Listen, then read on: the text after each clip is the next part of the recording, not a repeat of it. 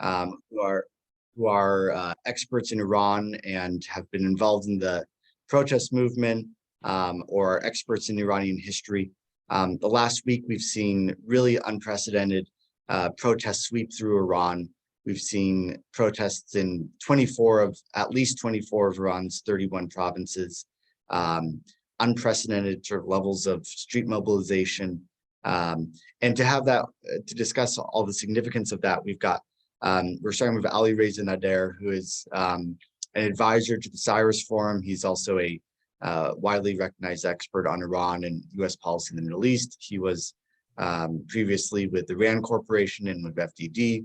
He's authored a number of reports on Iran and testified before Congress. We have Dr. Ray Takeyh, who is a member of the JINSA Iran Policy Project and also a fellow at the Council of Foreign Relations. He specializes in political reform in the Middle East and Islamist movements, and was also a senior advisor on Iran at the State Department previously. And lastly, we have Mariam Memarsadeghi. Sorry, I'm butchering your last name there. She is the founder and director of the Cyrus Forum, which is building readiness for Iran's democratic transition. She's also a senior fellow at the Macdonald-Laurier Institute and has writings all over in publications from the Washington Post, the Wall Street Journal, often writes in Tablet and other publications. So I want to start with Alireza. His videos have gotten millions, maybe even tens of millions of views at this point about what's going on in Iran. It's really one of the best ways for folks to see what's happening on the ground is following Alireza and his Twitter account. Alireza, can you give us an update on where are the protests? Where are they located regionally? How large are they? What are the tactics? Where are they going? What do you see on the ground? If you can sort of level set us there to start. Thank you for inviting me, Gabriel. It's really nice to be part of this panel of really great experts. I think what we're seeing today in Iran is a revolutionary movement to overthrow the Islamic Republic once and for all.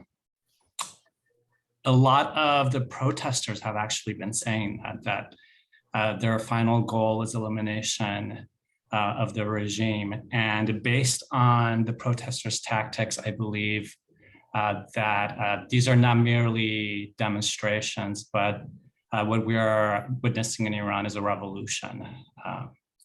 And it really started about 5 years ago, at the end of 2017 and early 2018, when Iranians came into the streets and demanded the abolition of the Islamic Republic. That's when the Barandas movement in Iran started. Barandas means to overthrow in Persian. And I think what we see today is a culmination of the Barandas movement. I've never seen Iran experience anything like this since the 1979 revolution.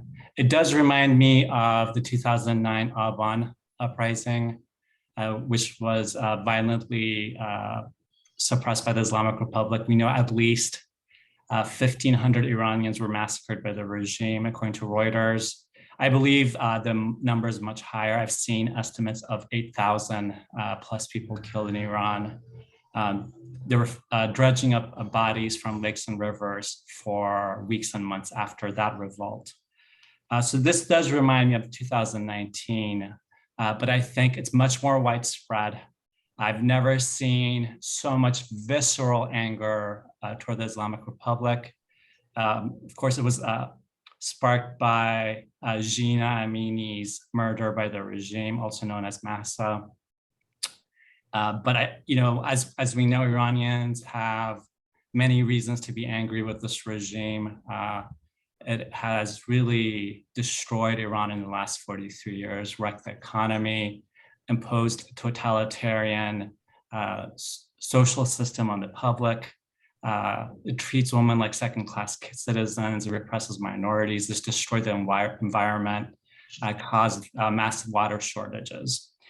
So I don't think this movement will go away. I do not believe that Iranians will leave the streets, no matter what the cost is, because They know they're getting crushed by this regime and they have to fight back. And what I've seen in Iran is just incredible. For example, there's one video of just regular unarmed people rushing the security forces in the city of Amol in the north, and they beat them back. And then there were reports that they had captured the regime's headquarters in that city. I've also seen a number of other videos showing that government buildings have been occupied by protesters, streets are being occupied, public spaces, another indication that this is a revolutionary movement. The revolution is taking place all over Iran, from Tehran to the smallest village. At this point, I think it has affected all of Iran's provinces from what I've seen, from what I've counted. And I expect it to continue. This is a very national movement. It's not about ethnicity. Some people in DC like to make this out to be some sort of ethnic separatist movement because Gina was Kurdish. Her parents have said, no, she's a daughter of Iran. This has nothing to do with ethnicity.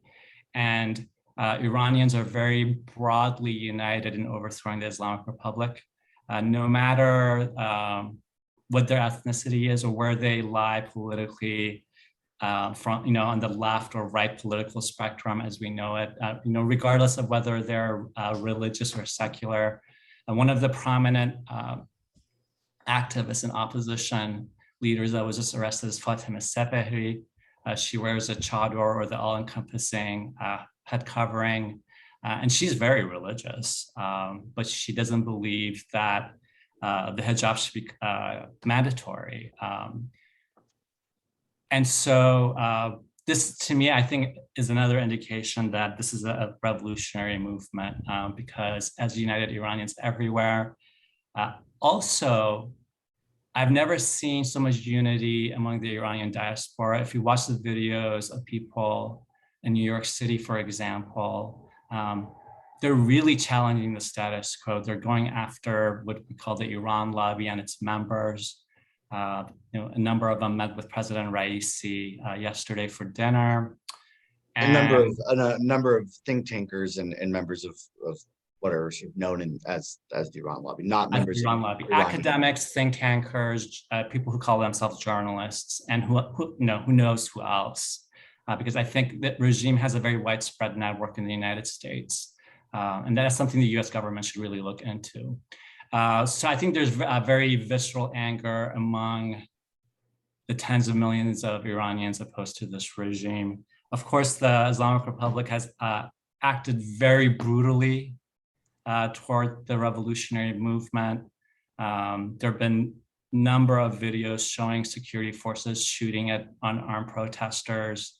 I saw a security car run down unarmed civilians in Tehran yesterday.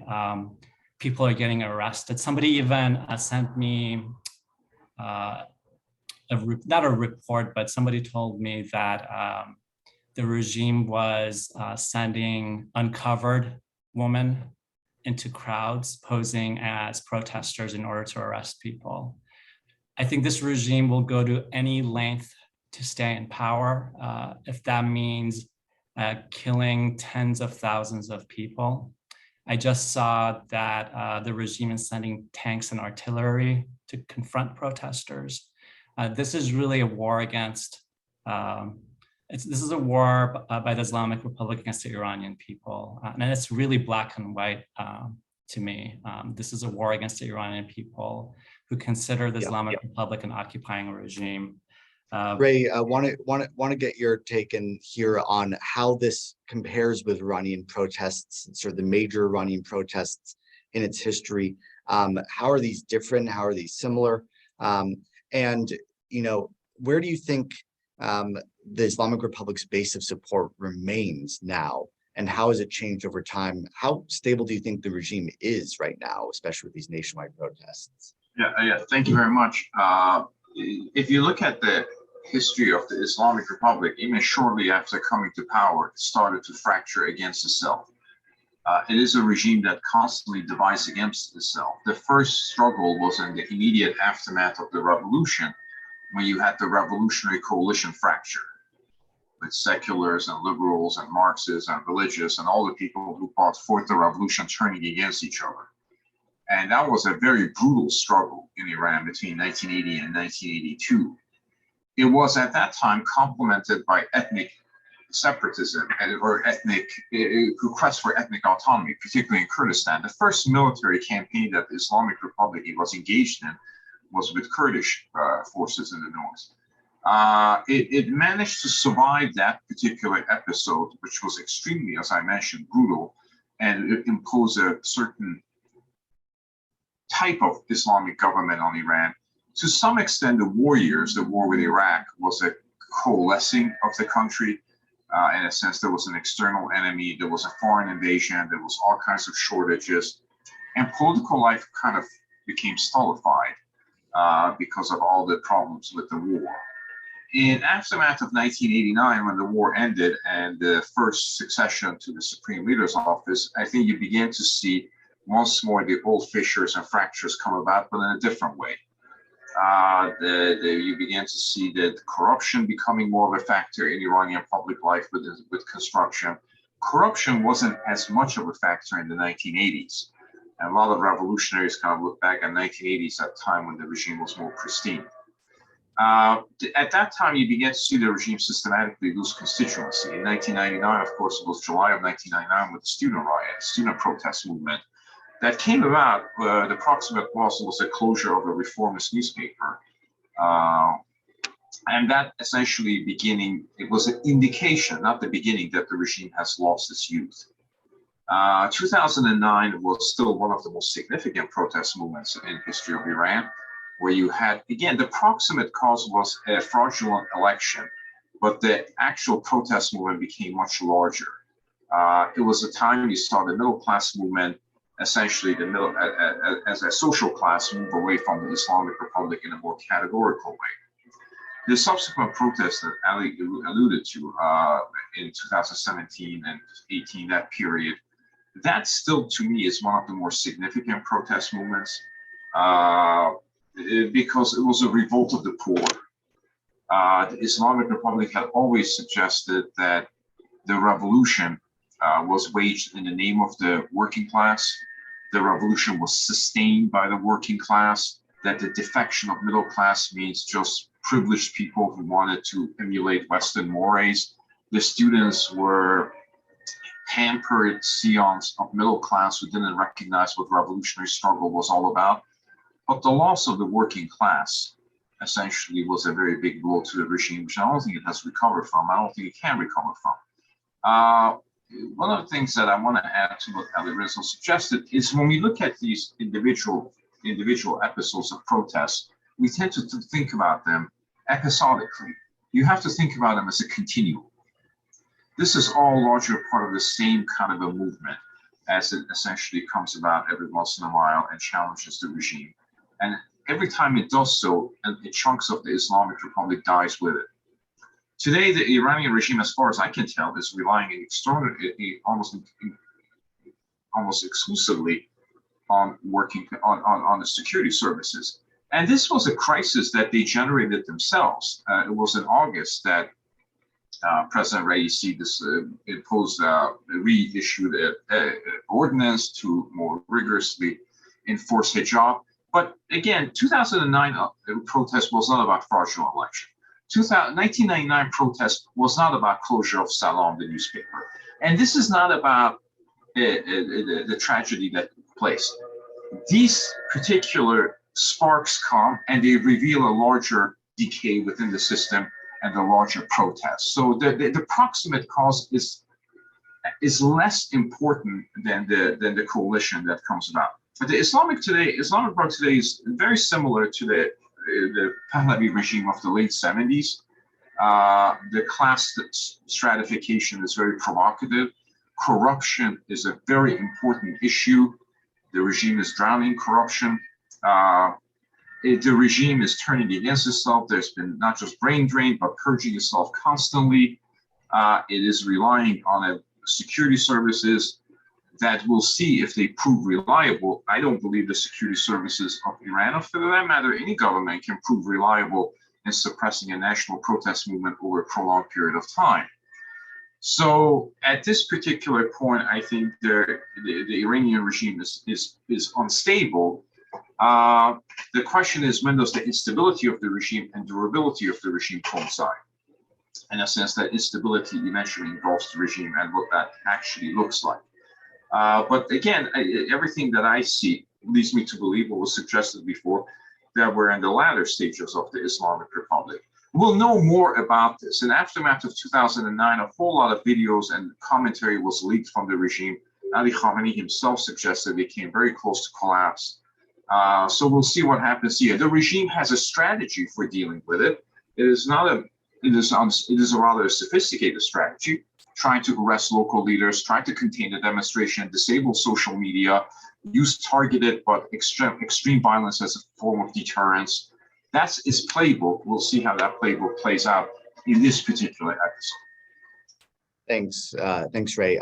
Miriam, Ray was talking about the proximate cause, and I think obviously there are large, broad reasons that all Iranians are taking to the streets. But this does seem a little different in the number of women who are taking off their hijab, burning their hijab. Can you dive into there? Why is the regime so fixated on hijab that it's facing a, possibly an existential crisis over this issue? And how has the regime's approach to hijab and their perspective on women in society changed over the decades? And maybe if you can answer, what is the role that you're seeing of women in these protests and women in the opposition, broadly speaking, in Iran? Okay, well, let me begin with one of your last questions. How is the regime evolving on this question of hijab? It's not. Hijab was always, first and foremost, the way that this regime maintained, particularly in a very visual, symbolic way, its hold on all of society, not just women, not just girls, but all of society, because there is a tremendous amount of self-policing involved with regards to hijab and a constant sense of fear. And that self-policing and fear affects men too. It affects all of a family. It affects the husband, it affects the father, it affects the brother, it affects the neighbor, because women and girls have to be constantly afraid. I'm sorry. And so the regime has kept this one thing very consistent. There are times, for example, the Khatami years, when there was a bit of a loosening, but then even within the Khatami years, routine episodes of clampdown on the hijab issue. With hijab comes thought control. I mean, little girls, when they go to kindergarten and first grade, they have to wear it. It's part of the ideology of their school, of the curriculum. It creates a general sense of society constantly that there is a regime in charge, so long as people are wearing that hijab, self-policing themselves. So with the very gruesome killing of such an innocent young woman, a girl only 22 years old, who had come to the capital city from Kurdistan with her family. The pictures of her face are her eyes, very innocent. She was hardly in violation of any semblance of what hijab rules are, as absurd as they are. And yet she was treated so brutally. And it was just a shock. I don't know a single person, a single Iranian inside the country, outside the country, who was not very personally affected by this one person, this one story. So it is very significant. However, I want to also say that it's definitely not everything here. And women and girls are humans, and they see the totality of what's wrong with the regime. They see the corruption. They see the gross unfairness of people who claim to rule in the name of God, driving around in Ferraris. the amount of money that is outside of the country, that they send their own children abroad to the United States or Canada. And yet the most basic of Western lifestyle is denied the people inside the country.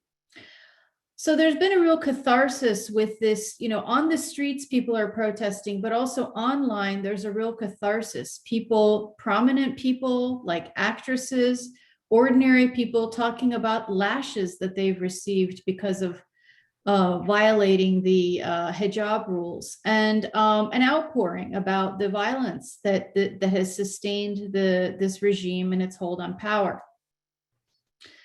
So it's not everything, but it is very important. And I just want to emphasize that women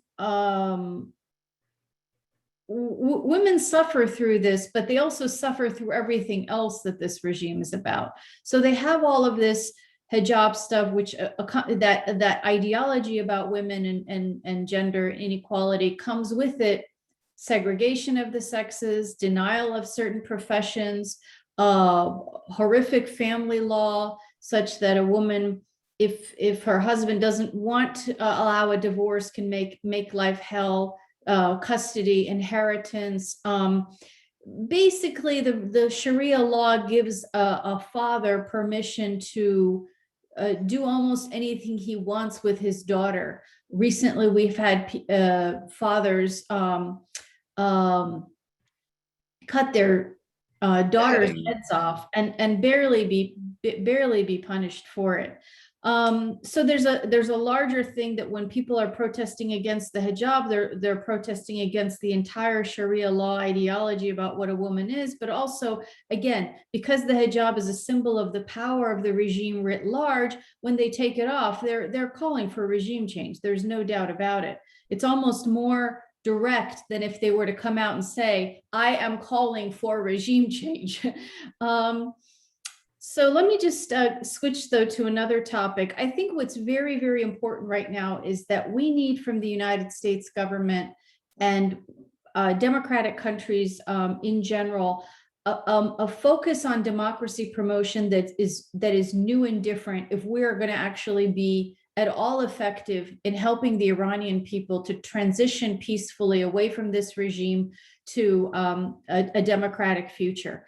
I say that because the Biden administration really, really screwed up Afghanistan, and everybody sees that, and it affects everything. The Obama administration really, really screwed up Syria, and that affects everything. Putin saw what happened with Afghanistan, and of course, Putin had been appeased for decades, and so he attacked Ukraine.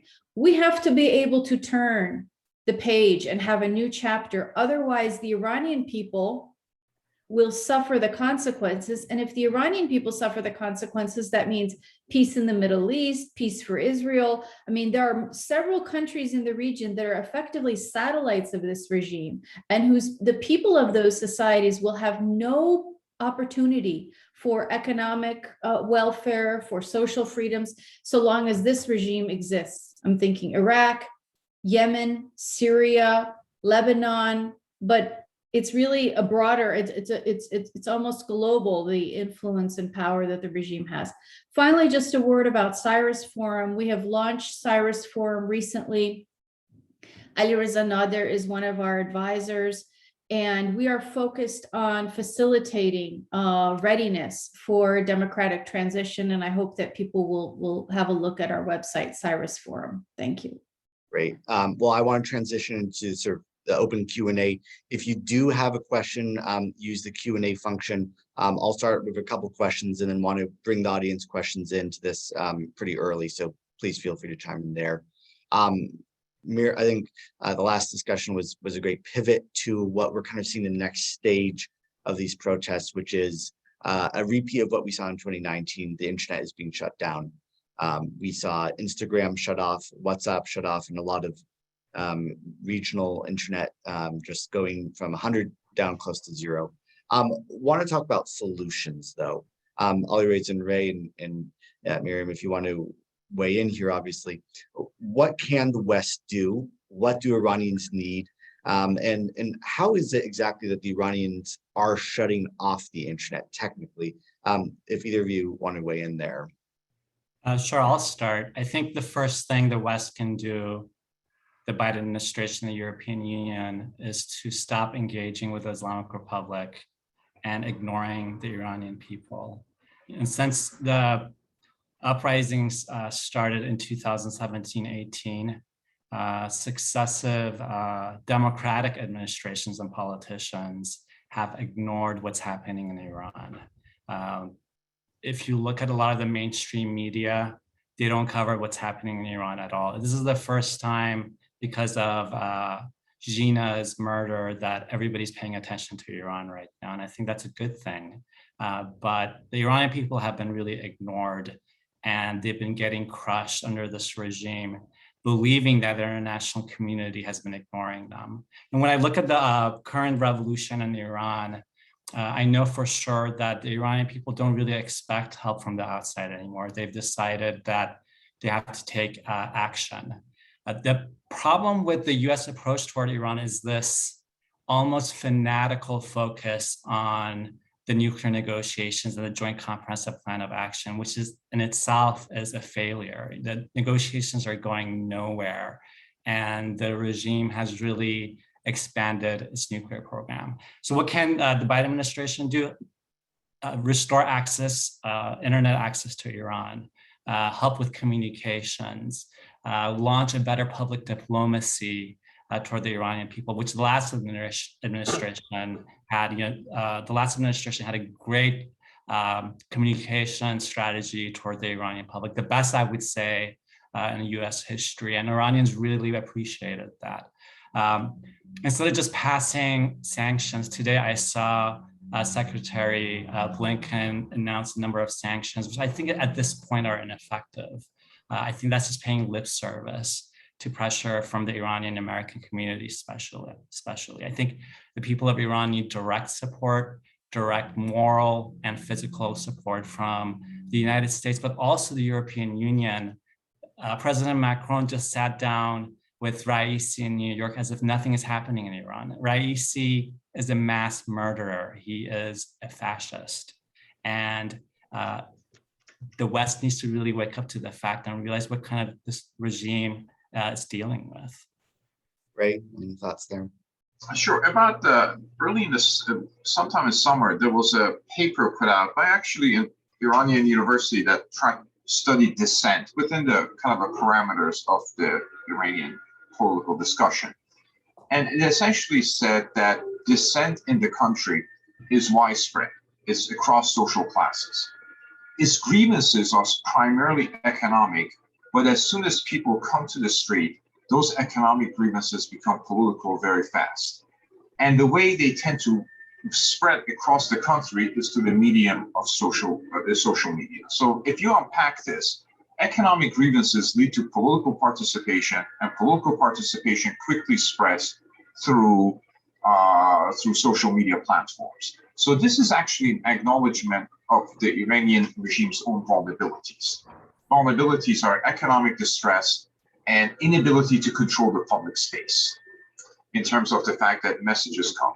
Now, these protest movements, as far as I can tell, do not have identifiable organizations or leaders like Solidarity. They just pop up and they tend to spread through social media. So what is the role for the United States? If economic grievances lead to political protests, you exacerbate those grievances. If social media is a way of spreading the message of protest and revolution across the country, you enhance social media platforms. If at this particular point there are no identifiable leaders, you try to work. There was a time, I'm old enough to remember, when Ned would try to develop democratic capacity and democratic institutions and dealing and training people. There was Ned being the National Endowment for Democracy. National Endowment for Democracy. There are several things that jump out. So those are programmatic things. There are several things that jump out at me about these latest protests round. Number one, all autocratic regimes, all despotic regimes rely on fear to control public space. And the element of fear has been lost in Iran. In a sense, that fear is no longer a deterrent. The second thing is how out of touch the Iranian ruling class is. If you had a chance to read President Raisi's speech, it is overwhelming. He actually condemns violence against women. In the Western countries, he said 10,000 women have been killed. He condemns countries that support terrorism abroad. But that's not somebody who's trying to become provocative by design. The Islamic Republic has its own lexicon. It has its own sort of conception. In the Islamic Republic's lexicon, it is not supporting terrorism, it's supporting legitimate national liberation front. In the Islamic Republic's lexicon, it is not repressing the population, but it is actually liberating them by allowing them to live under a divine republic. In the Islamic Republic's lexicon, it pretends not to repress, it pretends not to export terrorism, it pretends not to pretend. So the regime is completely untethered from the normative realities of Iran today. And I really believe, I don't know exactly how this regime will collapse, but I really cannot believe it's sustainable. Now, in terms of what you said, some of the things we do, I want to say one point that Alireza made, and I think Mariam made, and I made, I think, another forum yesterday. We are still in the United States today, living in a universe that John Kerry created. We use the same lexicon and we use the same currency. The language that we speak is one of arms control. And our currency exchange is exchanging economic benefits for sake of nuclear restraints. So we have not been able to, at least from my observation, emancipate ourselves from that particular disorder. Richard Pipes, the late historian of the Soviet Union, used to say regime behavior. Certain regimes behave certain way. That's what they do. How many times have we heard in our politicians, frankly, of both parties, say we're not after regime change, but regime behavior? A certain regime behaves in a certain way. It cannot behave other ways. That's just human nature. If you get into a cage with the lion would eat you. That's what the lion does. It's not personal. So I think that idea of regime behavior being altered through economic inducements is as arms control contrivance, but we have not been able to emancipate or transcend at this particular point. But I may be too pessimistic about that. Mariam, you want to weigh in there and maybe take on the elephant in the room of what comes after this regime? Is there an opposition in waiting? Is it organized? How can it be organized? Want to tackle that very easy question? Yeah. So I think that Ray's point about regime behavior being just fundamentally, existentially not possible is really the most important issue here, and that U.S. foreign policy is just not on the right rails. It's just never going to go right so long as the focus is on behavior modification.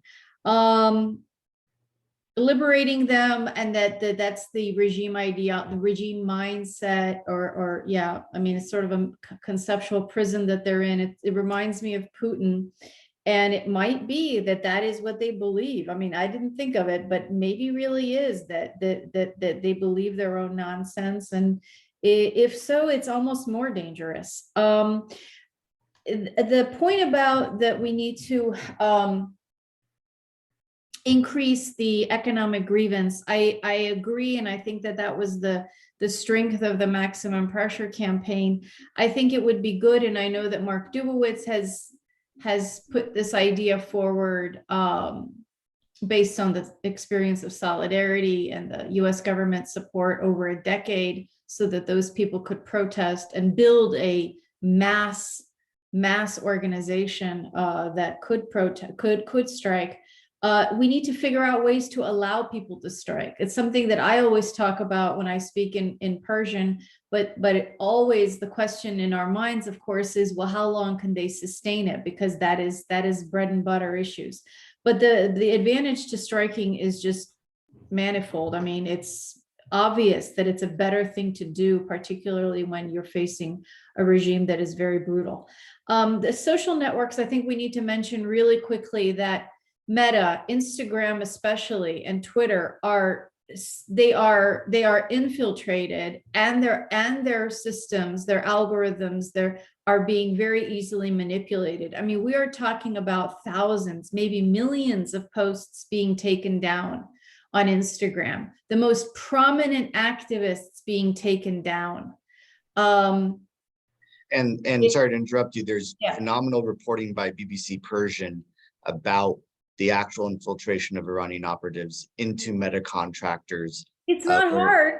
It's not hard. Because, showing how they yeah. work to take down these posts. Yeah, I mean, somebody listening to this might say, "Oh, come on," but no, actually, it's super simple, because these companies, they seem like they're very automated, but they actually rely on humans, and the humans that they rely on are subcontractors. So the regime just needs to get close to the subcontractor in just one part of the world, and they have access to these systems. Within Twitter, a high-ranking person recently testified before Congress as a whistleblower about how these systems are really, really vulnerable. So it's not just Iranians talking about this. Your question about the opposition and what comes after, I think one of the reasons that we haven't been able to get to a place where there's a tipping point for these protests is because inside of the Iranian imagination, it is difficult to see what happens the day after. And part of that is because the regime has been effective in creating divisions within the opposition. But part of it is that the opposition just hasn't been as strong as it needs to be. I mean, let's be honest. We need to do a much better job of showing people that we are ready, we are united, we are capable, we are able to access the best resources and lessons from the world and make Iran have a real chance of a peaceful transition. We need to do that. Hopefully with Cyrus Forum, we will do that. Well, we have 20 minutes left. So audience, if you have Q&A, please put that in the chat. Want to get to your questions. And while I wait there, I'll take on a hard question for the audience as well, is how could this go really poorly? And, you know, last time we saw mass slaughter in the streets. What happens if you have a half-baked revolution? What happens if you take a bunch of Iranians and they're going up against the security forces, but they don't have weapons? So I wanted to present sort of an interesting hypothetical and say, you know, what are you most concerned about? How could this go wrong? And what do you think policymakers need to be aware of and thinking to avert those scenarios? If I could start, well, various officials within the Islamic Republic, especially the security forces, such as the Revolutionary Guards, have said that if there's a revolution in Iran, they'll burn Iran to the ground as they are overthrown. And we have to take that very seriously. I think this is a regime's plan to turn Iran into another Syria. I remember when there were peaceful protests in Syria, Assad used violence on a massive scale against his own population. And the Islamic Republic was very much involved. Qasem Soleimani led the effort. So I wouldn't be surprised if that's going to happen very soon, actually. If you look at the Islamic Republic's playbook,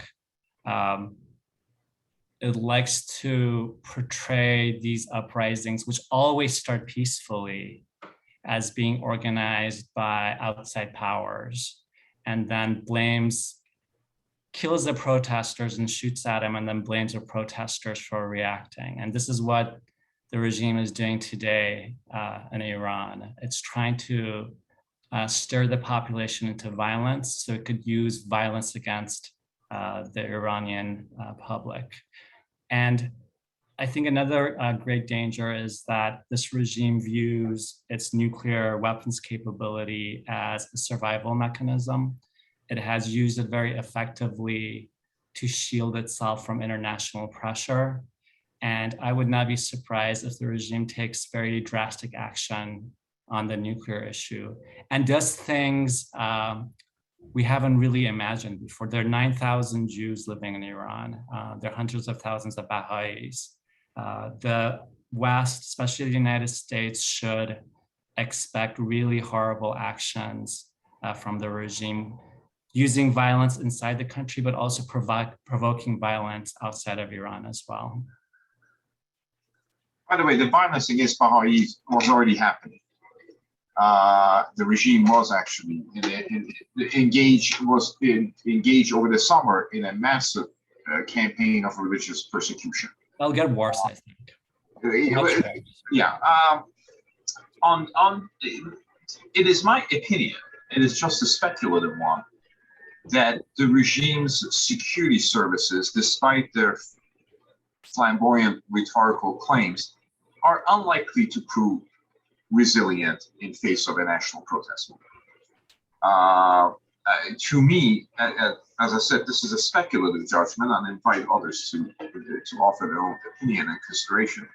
To me, essentially what is a conscript army is unlikely to prove reliable in terms of the massive repression that a concerted social protest movement would require. National armies do not like to shoot their people. Some of the things we have seen coming out of the Chinese archives and aftermath of Tiananmen Square is how hard it was for the Chinese to pull it off, and how much dissent there was within the system and within the military and between the civilian leadership and the military. That certainly was the case during the Pahlavi era. There's sort of a Syrian regime in which you have a minority religious regime trying to deal with a different sort of a population. And I think in this particular sense, it is my opinion, and that's just my opinion, that the regime's security services are unlikely to be reliable just by the fact that it keeps recreating, reorganizing, and reconfiguring its security organs. That is an indication of lack of confidence. The point that was made about the nuclear issue is very important. We have been used to a certain pattern of Iranian proliferation, namely gradual expansion of the nuclear capacity and then crossing that threshold line at some point. There's some debate whether they cross the threshold line or will remain a threshold state. It is my opinion, again, when they get there, they cross. But the question that Alireza made was very interesting. Is this a time for them to actually cross the threshold and actually become a nuclear weapon state, not a nuclear threshold state? Because the argument of being a nuclear weapon state in terms of domestic political survival are extraordinary. Allow me to return to North Korea for an example. When the recent North Korean leader Kim Jong-un came to power, nobody knew anything about him, yet everybody was hoping that he would survive. They didn't know his age. He could have been a sadist, which he is, but nobody actually knew anything about him. What they feared is a country with nuclear weapons should not have state authorities that collapse. And in a paradoxical way, there were so many Westerners rooting for his success and his consolidation of power in order to keep the nuclear program at the status that it is, as opposed to having nuclear assets defused and proliferate across borders.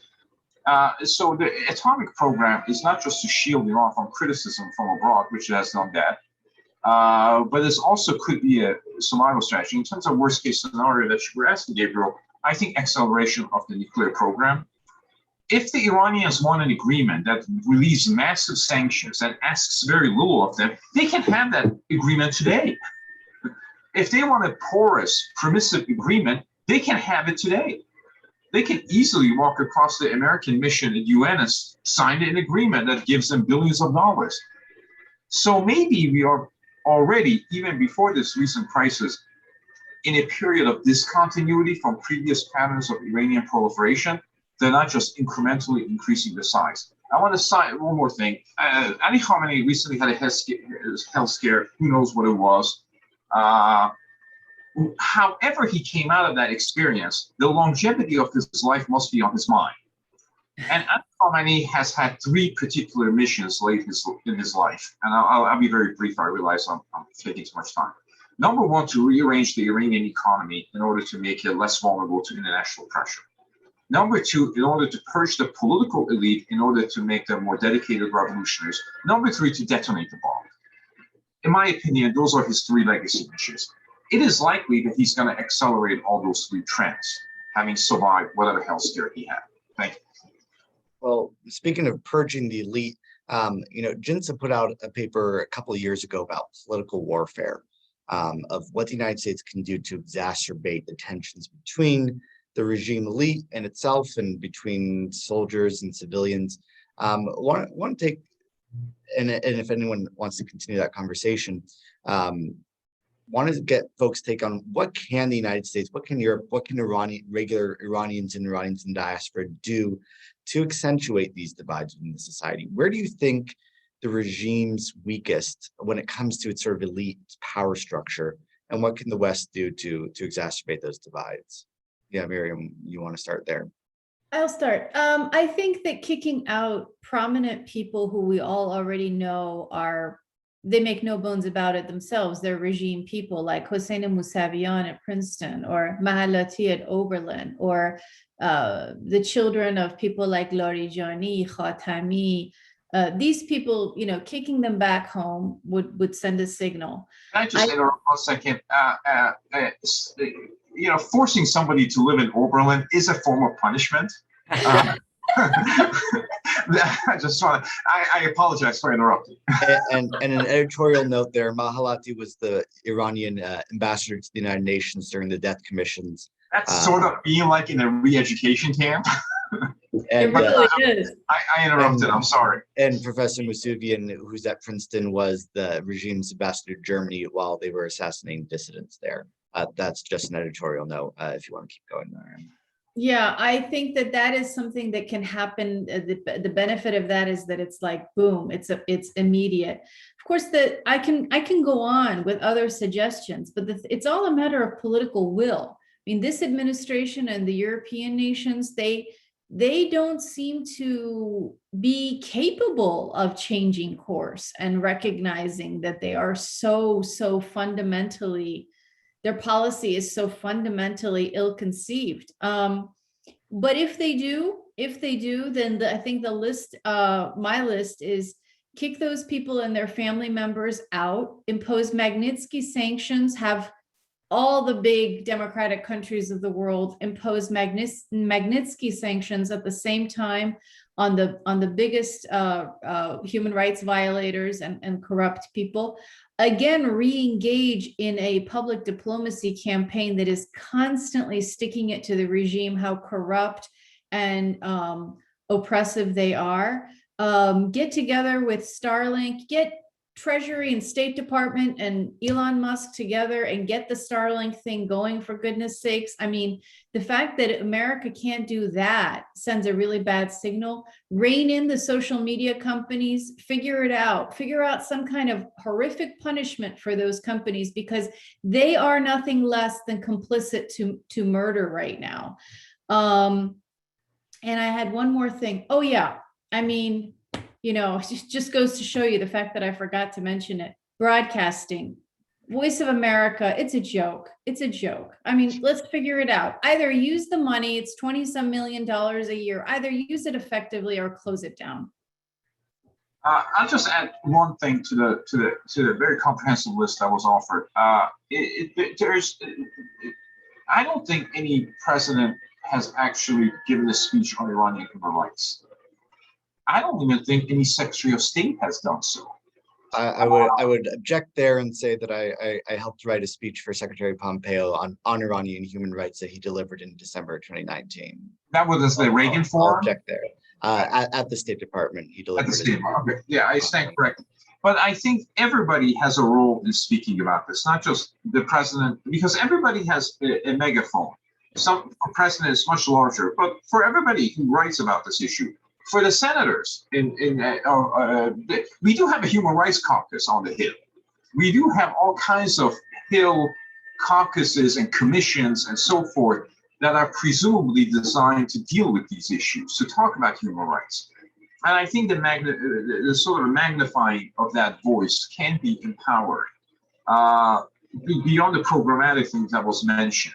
And I think we need to start talking and thinking about the Islamic Republic, not as an arms control puzzle to be unraveled, but as a regime to be resisted. And that reconceptualization, that reorientation is going to be very hard, because right now arms control is in our muscle memory. And arms control requires you to have two indispensable assumptions.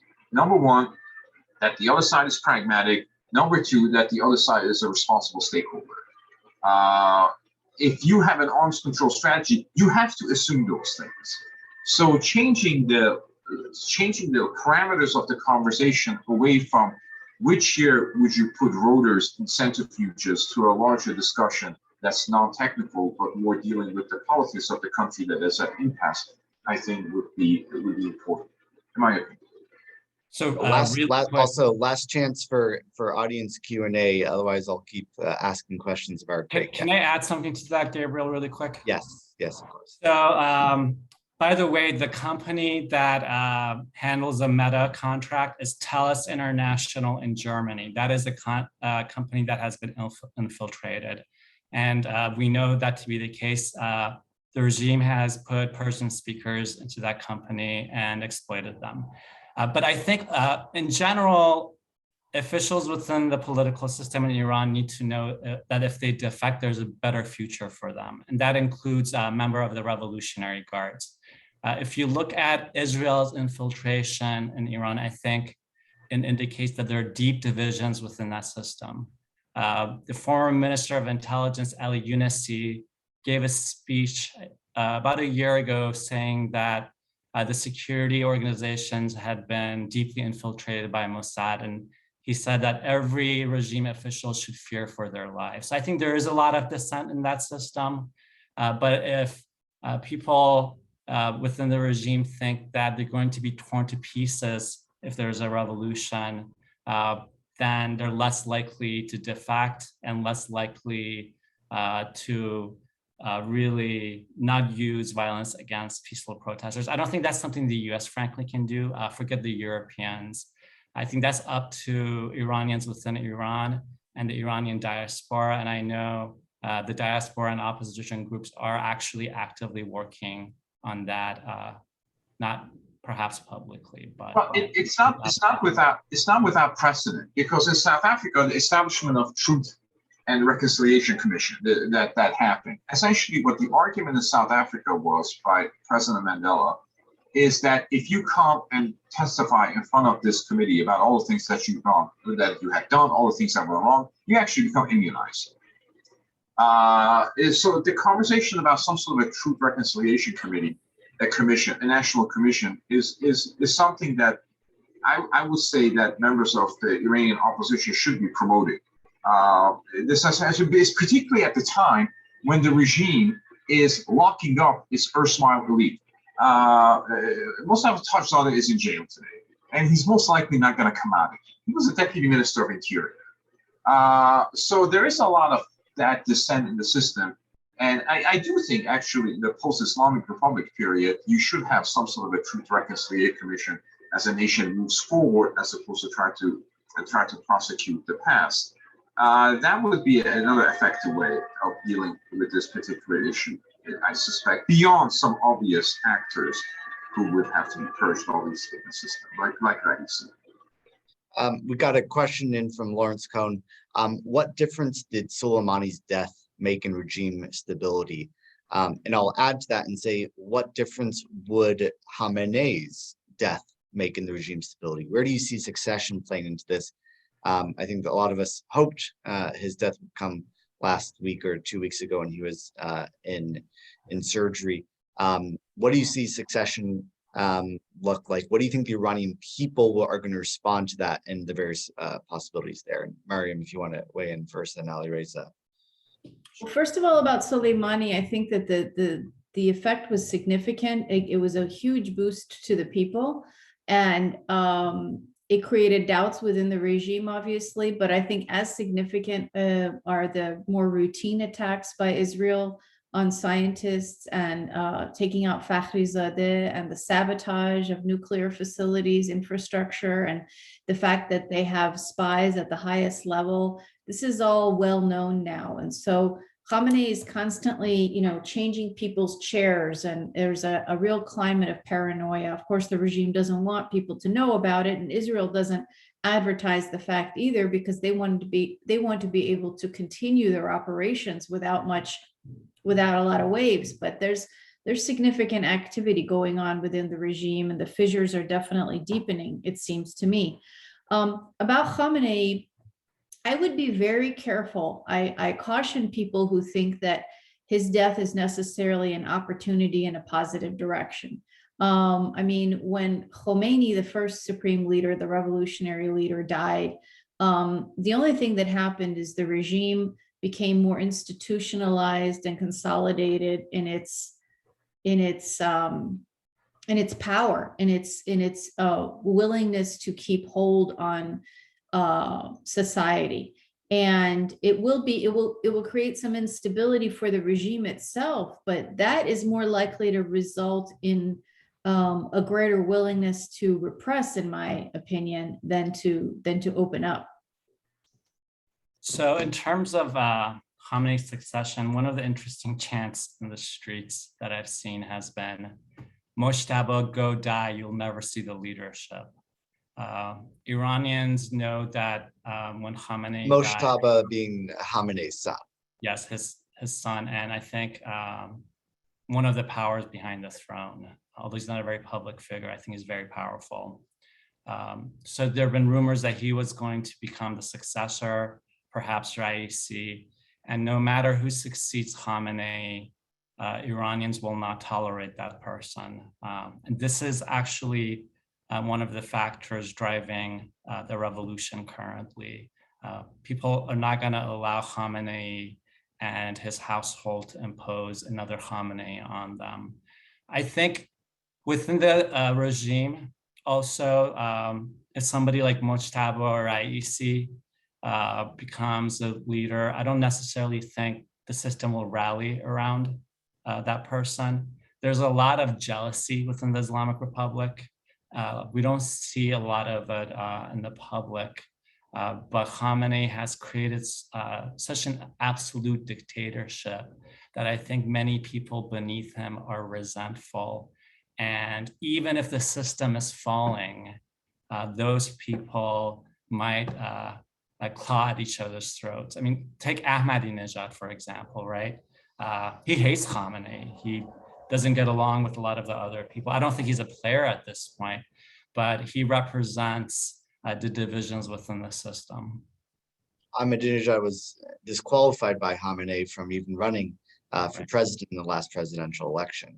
And he said he has secrets on Khamenei and his son that he's going to reveal if they do anything to him. Well, eager to hear those. Ray, do you want to take us out? If the Islamic Republic has historically resisted dynastic successions, if they go in that route, it is a further indication of how far the regime has come from the initial egalitarian promise of the revolution. And having dynastic succession is particularly problematic today when there's so much controversy about the children of the elite studying in America, that woman, the vice president, whose son is starting a company in Canada, the large armies reside in Canada, the Alibaba and his family's trips to Turkey. There's a lot of resentment toward the elite and the privileges that they give to their children. And so if this ultimate privilege comes, there will be further delegitimization of the system and will not redound to this advantage. I used to think Raisi was being groomed for that position. But honestly, and I can only say this as directly as I can, he is such a moron.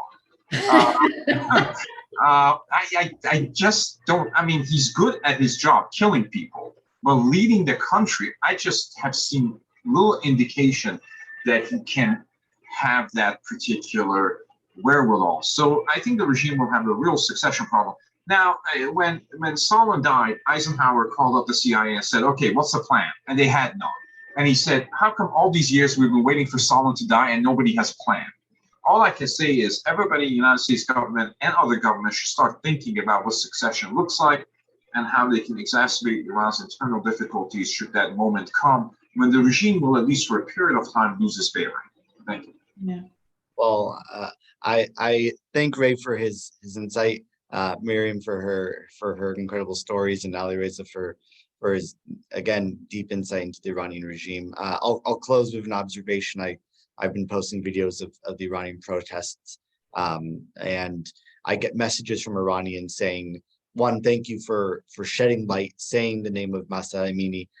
But remember that we're about to have our internet shut off, and you're going to stop seeing the videos of us. And when that happens, to remember us, because that's when we are likely to be getting slaughtered.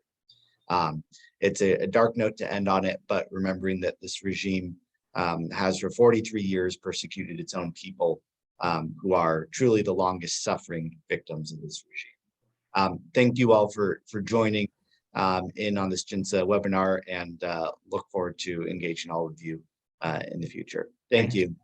Thank you very much. Thank you.